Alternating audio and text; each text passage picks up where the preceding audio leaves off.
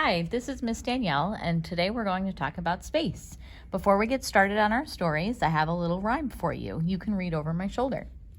Climb aboard the spaceship, we're going to the moon. Hurry and get ready, we're going to blast off soon.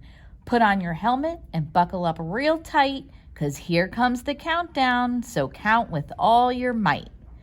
10, 9, 8, 7, 6, 5, 4, 3, 2, 1, blast off! And our first story today will be Bright Sky, Starry City by Uma Krishnaswamy. Pictures by Amy Sakuro, Groundwood Books. Phoebe helped Dad set up the telescopes outside his store. She added special effects.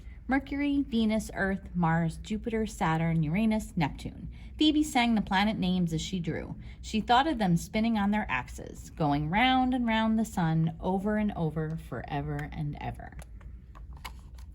Two of the planets, Saturn and Mars, would be up in the sky later, between those buildings. They'd be up, but Phoebe worried she wouldn't be able to see them. Would anyone? Dad knew where to look, but city lights always turn the night sky gray and dull.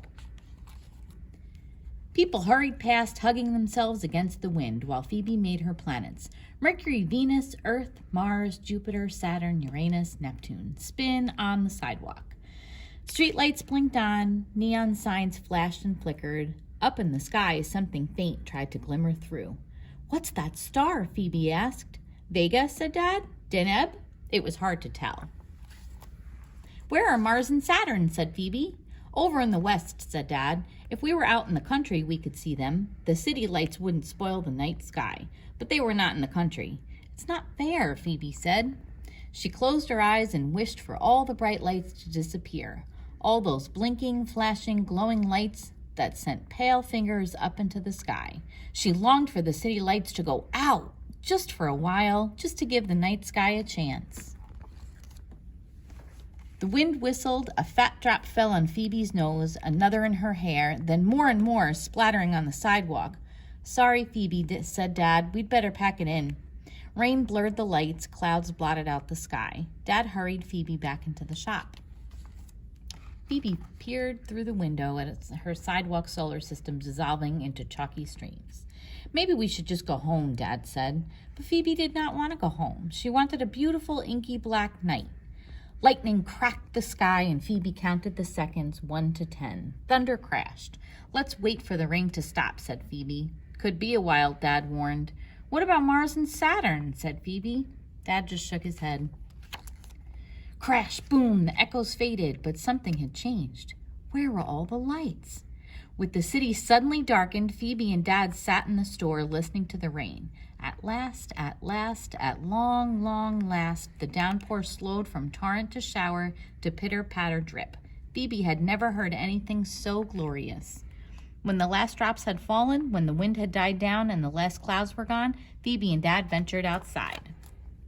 Above the newly washed city with the power still out, glowing, sparkling, gleaming lights painted the night. Some faint, some brilliant, some clustered together, and some scattering fiercely through the inky darkness.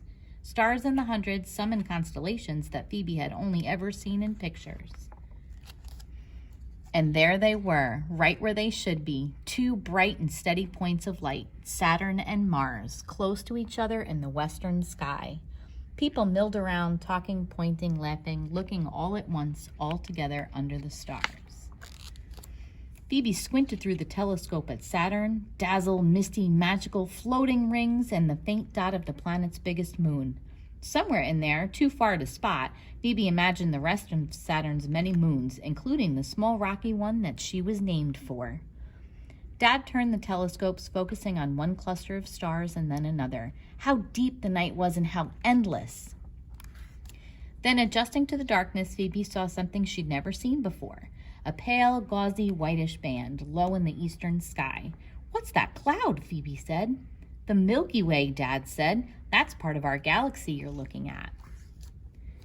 Phoebe breathed in the night with all its stars and planets. "What a bright night sky," she whispered. "It's a starry city, all right," said Dad, and it was. Soon the lights would come back on and everyone would hurry off. But for a brief time above the dark city, there was the bright night sky. The bright night sky with the stars in their constellations and the planets wheeling in their orbits. And that's the end.